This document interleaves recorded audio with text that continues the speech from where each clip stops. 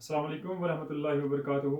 मैं teacher Javed Ahmad loan एक बार फिर से आपके सामने एक क्लास लेके आया हूँ। और आज का क्लास जो है मैं क्लास 9 से लेके आया हूँ, साइंस सब्जेक्ट से। साइंस सब्जेक्ट के तीसरे भाग यानी बायोलॉजी से, जिस चैप्टर का नाम है फंडामेंटल यूनिट ऑफ लाइफ। यानी कि बायोलॉजी का सबसे पहला और अहम तरीन चैप्टर जो हमें पढ़ना लाजमी है 9th क्लास में, जिसका नाम है फंडामेंटल यूनिट ऑफ लाइफ। और फंडामेंटल यूनिट ऑफ लाइफ हमें पता ही है कि किसे हम कहते हैं fundamental unit of life. Fundamental unit of life is none another बस इट्स इज सेल। तो सेल को स्टडी करने से पहले मैं आपके सामने इस लेक्चर के बारे में कुछ चीजें सामने रखना चाहता हूं।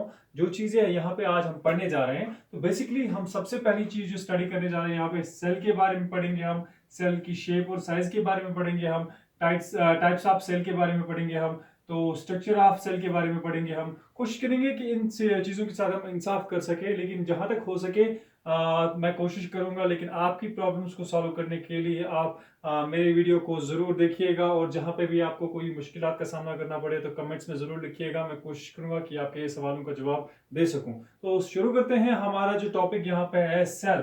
सेल जो बेसिकली है, इसको हम कहते हैं कि it's a basic unit of life. That's why it's named as the fundamental unit of life. Cell को इसलिए फंडामेंटल यूनिट ऑफ लाइफ बताया गया है क्योंकि हमारे जिस्म को स्ट्रक्चर देने वाला कोई और यूनिट नहीं है, इट्स ओनली सेल। और फंक्शनल यूनिट भी इसको इसलिए कहा जाता है क्योंकि हमारे बॉडी के जितने भी ऑर्गन्स हैं, जितने बॉडी के ऑर्गन्स फंक्शन करते हैं, it's only because of the presence of cell. तो सेल को हम आगे चल के कैसे डिस्क्राइब करेंगे, कि एक बच्चे को कैसे समझाएंगे कि भाई ये सेल है, हमें पता है यूजुअली कि आगे हम पढ़ेंगे कि सेल की शेप्स क्या है। लेकिन फिलहाल मैं आपको एग्जांपल के तौर पे एक सेल ओवल शेप की लेता हूँ। सेंटर में इसकी यहाँ पे न्यूक्लियस होता है, और इसको हम साइटोप्लाज्म कहते हैं। तो यहाँ पे सेल मेम्ब्रेन इसको हम कहते हैं, या सेल वॉल हम कहते हैं। ठीक है सर, तो हम कहते हैं यहाँ पे cell provide structure to our body. जो हमारा जिस्म है, इसको स्ट्रक्चर अगर कोई प्रोवाइड करता है तो वो सेल है। All types of functions body takes place at the cell level. जो भी हमारे जिस्मानी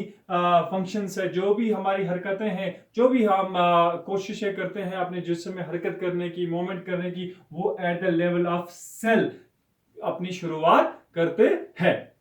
तो आगे बढ़ते हैं। इसके बाद जब सेल हम दरियाफ्त कर चुके हैं, तो इसके बाद हम थोड़ा सा सेल के बारे में पढ़ेंगे कि सेल को किसने और कब दरियाफ्त किया। It was 1665। It was Robert Hooke. Robert Hooke एक साइंटिस्ट था जिसने सेल को डिस्कवर किया। कब? 1665। लेटर ऑन 1831 का डेट आया और हमें मिला रॉबर्ट ब्राउन। रॉबर्ट ब्राउन ने कहा कि भाई इस सेल के अंदर कुछ ना कुछ मास सा दिखाई दे रहा है, जिसका नाम पड़ा बाद में इट्स न्यूक्लियस। तो हम कहते हैं कि cell without nucleus it's not possible. It is possible, there are nucleoids, but nucleus जो है, this is the internal part of the cell, जो इसको फंक्शन कराने के लिए जरूरी होता है, जिसके अंदर जीन्स होते हैं। जीन्स बाद में क्रोमोसोम फॉर्म्स में वहां पे प्रेजेंट रहते हैं। तो इसके बाद आई सेल थ्योरी। सेल थ्योरी की अगर हम बात करें, यहां पे हम बोलेंगे Theodore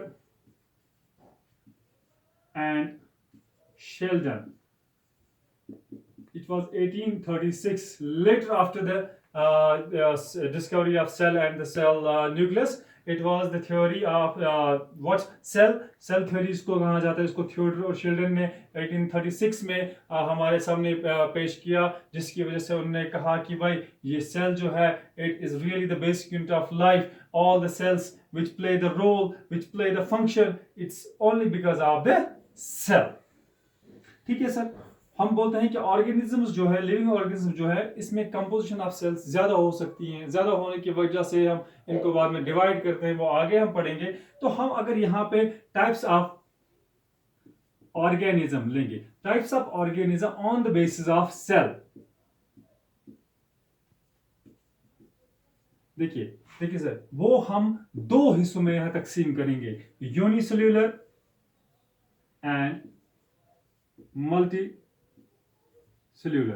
Unicellular and multicellular organisms. On the basis of cell, we divide the organisms in the two forms, that's unicellular organisms and multicellular organisms. Unicellular organisms are those organism made up of single cell, जिनके अंदर सिर्फ एक cell और organism में होती है और वो फंक्शनेबल होती है, जो इसकी लाइफ प्रोसेस को आगे बढ़ाते हैं। एग्जाम्पल हम देंगे इसमें अमीबा, पैरामीशियम, ये सारी चीजें हमें फ्रेश वाटर में या बाकी सारी चीजों जगहों पे मिल जाते हैं। अच्छा, हम बैक्टीरिया की बात करेंगे। बैक्टीरिया भी यहाँ पे आता है यूनिसेल्युलर ऑर्गेनिज्म में, जिनमें सिर्फ एक सेल की पैदावार होती है, जिनका basic unit of life cell है, जिसकी वजह से फंक्शन कर पाते हैं। तो इसी तरह से अगर हम लेंगे मल्टीसेल्युलर ऑर्गेनिज्म, मल्टीसेल्युलर ऑर्गेनिज्म क्या, कौन से ऑर्गेनिज्म होते हैं? Multicellular organism are those organisms where there are millions of cells present inside the body of an micro or big animal, we can say the organism. So इसकी example अगर हम देंगे तो ह्यूमन बीइंग्स देंगे। Human beings जो है ये multicellular organisms का एक जीता जाता एग्जाम्पल है, क्योंकि इंसान में बहुत सारे मिलियंस ट्रिलियंस में सेल्स मौजूद होते हैं, वो चाहे ब्लड सेल्स हो, वो चाहे हमारे मसल सेल्स हो, वो चाहे न्यूरो सेल्स हो या बाकी सेल्स हो। तो बहुत सारी मकदार में पैदा होते रहते हैं हमारे जिस्म में, जिसकी वजह से हम ऑनवर्ड्स अपनी लाइफ प्रोसेस के फंक्शंस को प्रोसेस करते रहते हैं। तो आगे बात करेंगे हम शेप एंड साइज की। नेक्स्ट कंपोनेंट है, तो शेप और साइज अगर हम बात करेंगे सेल की, it varies from organism to organism. जो इसकी शेप एंड साइज है, अगर हम बोलेंगे shape and size of cell, it varies मतलब ये एक ही शक्ल में हमारे सामने नहीं होते हैं, बिल्कुल इरेगुलर शेप में होते हैं, स्पिंडल शेप में होते हैं, ओवल शेप में होते हैं या नर्व शेप में होते हैं। तो साइज की बात करें, साइज भी इन सेल्स का टोटली डिफरेंट होता है एक दूसरे से। कहीं पे हम अगर सबसे ज्यादा माइक्रोस्कोपिक सेल्स देख सकते हैं, तो वो हम देख सकते हैं वो हमारे आरबीसीज है, रेड ब्लड सेल्स जो है वो बिल्कुल माइन्यूट सेल्स होते हैं, माइक्रो सेल्स जिनको कहा जाता है। तो अगर हम फेयरली बड़ी सेल्स को देखने की कोशिश करें तो हम नर्व सेल्स को देखने की कोशिश करेंगे। यहाँ पे चंद एग्जांपल आपको दिखाऊंगा कि इनकी शेप एंड साइज कैसे डिफरेंट होती हैं। तो अगर हम कुछ सेल्स लेंगे तो ओवल शेप्ड की होती हैं, Oval shaped just like the क्या बोलते हैं बॉल की तरह, या स्फेरिकल हम लेंगे, spherical just means like ball, ये अंडे की शेप में होती है, ये बॉल की शेप में होती है, सेंटर में इनके न्यूक्लियस होता है। तो यहाँ पे हम क्या बोलते हैं दूसरे टाइप की सेल लेंगे, इसको हम स्पिंडल शेप की सेल कहते हैं, इसको हम स्फेरिकल शेप की सेल कहते हैं, इसको हम ओवल शेप की सेल कहते हैं। तो अगर हम बड़ी सेल यहाँ पे लेने की कोशिश करें तो देखिए सर, ये यहाँ पे नर्व सेल जिसमें डेंड्रॉन्स लगे होते हैं, न्यूरोरिसेप्टर्स, ठीक है सर, ये नर्व सेल कहलाती है। तो इसके बावजूद अगर हम इन चीजों को कंपेयर करें शेप और साइज सेल्स की, तो बिल्कुल भी एक दूसरे से नहीं मिलती और डिफरेंटली एक्ट करती हैं। दैट मींस ये शो करती है यहाँ पे कि इनका शेप और साइज एकदम एक जैसा नहीं रहता। तो आगे बढ़ते हैं हम अपने टॉपिक में। तो आगे बढ़ते हैं हम यहाँ पे बात करेंगे हम टाइप्स ऑफ सेल, जो अगला कंपोनेंट है सेल का। तो हम बात करेंगे, अगर हम टाइप्स ऑफ सेल को हम लेंगे तो हम यहाँ पे कहते हैं कि main there are two types of the cells present in the organisms, that are prokaryotics and that are eukaryotics. In two main components of cells हिस्सा किया गया है, दो टाइप्स की सेल्स मौजूद होती है ऑर्गेनिजम्स में, that is prokaryotic and eukaryotic.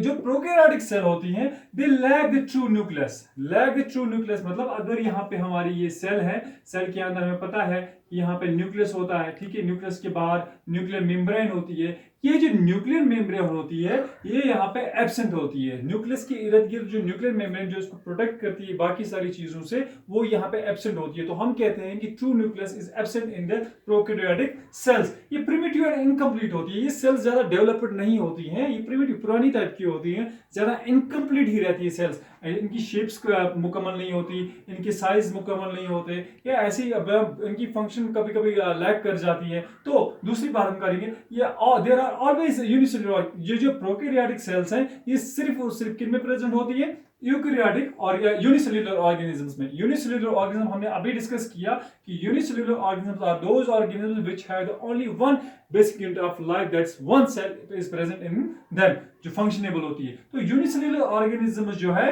इनमें सबसे ज्यादा प्रेजेंट होते हैं क्या? Prokaryotic cells. इनमें हम एग्जांपल अगर लेंगे तो बैक्टीरिया है, ब्लू ग्रीन एल्गे है, जो इस कंपोनेंट की एग्जांपल्स हम दे सकते हैं कि भाई ये जो प्रोकैरियोटिक सेल्स होती है अक्सर बेशतर कहां पे पाई जाती है, ये पाई जाती है यूनिसेल्युलर ऑर्गेनिजम्स में। तो बात करेंगे यूकेरियोटिक सेल्स की हम, अगर हम यूकेरियोटिक सेल्स की बात करें तो इनमें ट्रू न्यूक्लियस प्रेजेंट होता है। बात करेंगे, देखिए अगर हम ये सेल लेंगे, सेल वॉल या सेल मेम्ब्रेन, फिर साइटोप्लाज्म है, ठीक है सर, इसमें बहुत सारी चीजें होती हैं, लाइसोसोम्स वगैरह, आगे जाके हम आपसे डिस्कस करेंगे। फिलहाल बात करेंगे यहाँ पे न्यूक्लियस, न्यूक्लियस अगर हम न्यूक्लियस की बात करेंगे तो इसके इर्द गिर्द न्यूक्लियर मेम्ब्रेन प्रेजेंट होती है। अगर न्यूक्लियर मेम्ब्रेन प्रेजेंट होती है तो डेफिनेटली इसके जो जीन्स होंगे वो फुली कंप्लीट होंगे, प्रिमिटिव नहीं होंगे, एडवांस्ड होंगे। जो इसके एडवांस्ड एंड कंप्लीट सेल्स होती हैं, इनकम्प्लीट सेल्स नहीं होती, जैसे हमने कहा कि प्रोकैरियोट्स में इनकम्प्लीट सेल्स होती हैं या प्रिमिटिव्स होती हैं, तो इसमें एडवांस सेल होती है, ज्यादा से ज्यादा मॉडर्न सेल्स की तरफ आज जो हम बढ़ेंगे वो सेल्स प्रेजेंट होती है इसमें और कंप्लीट फंक्शन करते हैं। तो इंक्लूड बाकी सब चीजें अगर हम करेंगे तो इसमें हम इंक्लूड कर सकते हैं यूनिसेल्युलर ऑर्गेनिजम्स और मल्टीसेल्युलर ऑर्गेनिज्म। कहते हैं यूकेरियोटिक सेल दोनों हिस्सों में पाया जाता है। कहां पे? सिर्फ उन ऑर्गेनिज्म में जिनमें सिर्फ एक cell as a functional unit होता है, और मल्टीसेल्युलर ऑर्गेनिज्म जिनमें millions trillions of cells present होती है as a basic functional unit of life. लेकिन एक्सेप्ट हम करेंगे यहाँ पे कि bacteria and blue green algae. हमने ऊपर ही कहा कि सिर्फ प्रोकैरियोट्स की एग्जांपल कौन सी है जिनमें सिर्फ ये यूनिसेल्युलर ऑर्गेनिज्म से में एक सेल प्रेजेंट होती है, eukaryotic cells non like of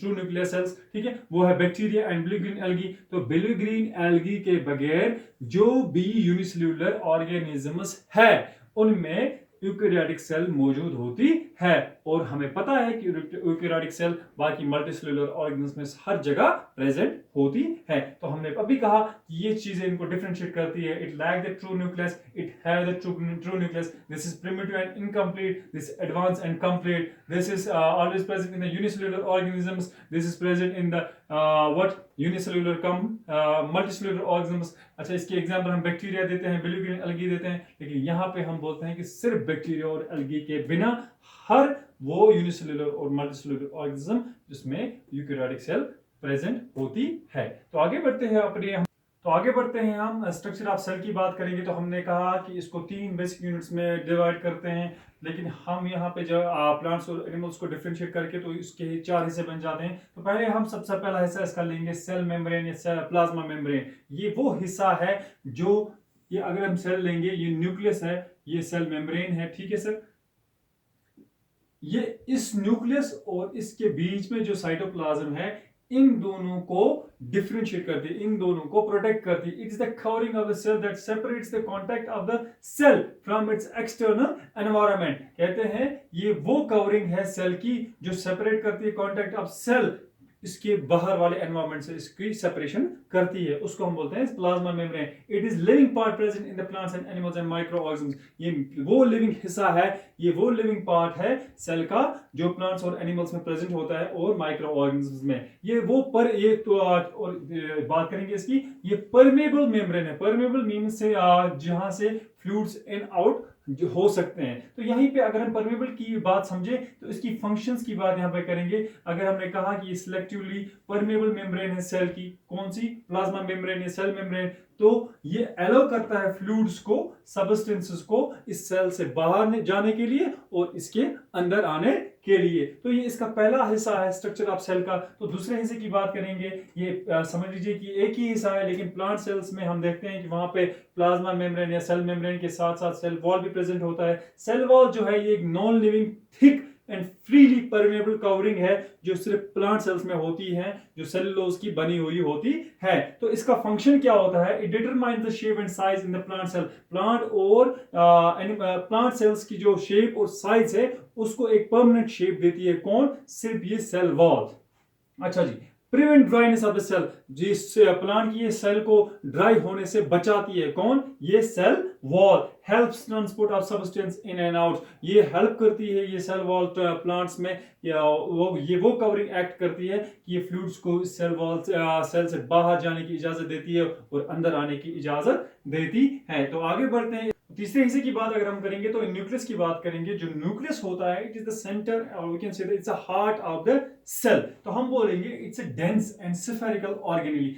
ये वो हिस्सा है सेल का जो बहुत ही डेंस, डेंस मतलब कॉन्ट्रैक्ट में होता है, जो दिखाई नहीं देता, बहुत ही क्लोज होता है ऑर्गेनेली। कौन सा? सेल का जो अंदरूनी पार्ट होता है। Nucleus is bounded with two membranes, nucleus की इर्द गिर्द दो मेम्ब्रेन्स होती है, न्यूक्लियर मेम्ब्रेन, वो जो अभी हमने कहा था प्रोटोप्लाज्म मेम्ब्रेन, ठीक है सर। तो इट कंटेन्स द क्रोमोसोम्स, जो न्यूक्लियस होता है इसमें क्रोमोसोम्स प्रेजेंट होते हैं, और इन क्रोमोसोम्स के साथ अटैच होती हैं क्या? जीन्स, जो बाद में हमें जेनेटिक इंफॉर्मेशन के लिए इस्तेमाल लाने के लिए जरूरत पड़ते हैं। और यही न्यूक्लियस होता है सेल का, जो इनहेरिटेंस के तौर पे from parent to the offspring ये जीन्स इंफॉर्मेशन को आगे बढ़ाता रहता है। तो अगर हम इसकी फंक्शन की बात करेंगे तो it controls the metabolic activities of the cell. Metabolic activities जो भी सेल की होती हैं वो कंट्रोल करता है कौन? Nucleus, like our brain controls our body. तो इसी तरह से it regulates the cycle of the cell, cycle को सेल को कब हिस्से करने हैं, कब इसका माइटोसिस होना है, कब इसका मेयोसिस होना है, तो वो सारे रेगुलेट कौन करता है?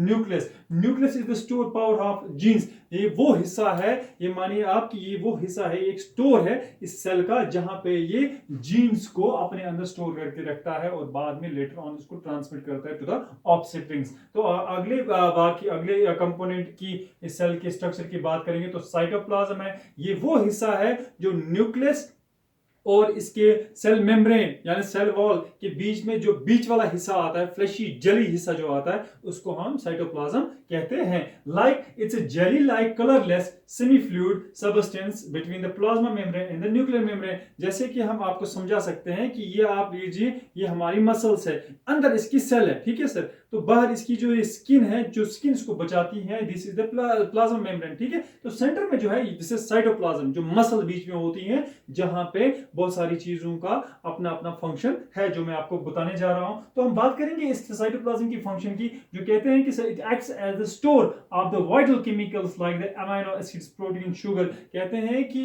न्यूक्लियस और इस क्या बोलते हैं, इस प्लाज्मा मेम्ब्रेन के दरमियान जो साइटोप्लाज्म है, यहाँ पे क्या होता है, बहुत सारे वाइटल केमिकल्स जो हमारे जिस्म के लिए जरूरत होती है, जो इस ऑर्गेनिजम्स के लिए जरूरत होती है, अमीनो एसिड्स यहाँ पे प्रेजेंट होते हैं, प्रोटीन्स यहाँ पे प्रेजेंट होती हैं, शुगर यहाँ पे प्रेजेंट होता है। तो आगे चलते हैं, और it is the site of the sudden metabolic reactions. कहते हैं कि बहुत सारी जो मेटाबॉलिक रिएक्शंस जो है वो कहां पे होती हैं? वो होती हैं इसी साइटोप्लाज्म में। जैसे कि हमारा सब कुछ जज़ब होता है म्यादे में लेटर ऑन, बाकी बाद में एनर्जी वो ट्रांसफर करता है बाकी हिस्सों में, इसी तरह पे यहाँ पे रिएक्शंस होती है इनकी, जिसकी वजह से ग्लाइकोलिसिस होती है या synthesis of the fatty acids होती हैं, जहां से न्यूक्लियोटाइड्स निकलते हैं और बाद में लेटर ऑन सेल की फंक्शंस को प्रॉपर बनाने के लिए अपना योगदान दे देते हैं। इस तरह से हमने आज डिस्कस किया cell shape, types of cell और स्ट्रक्चर ऑफ सेल।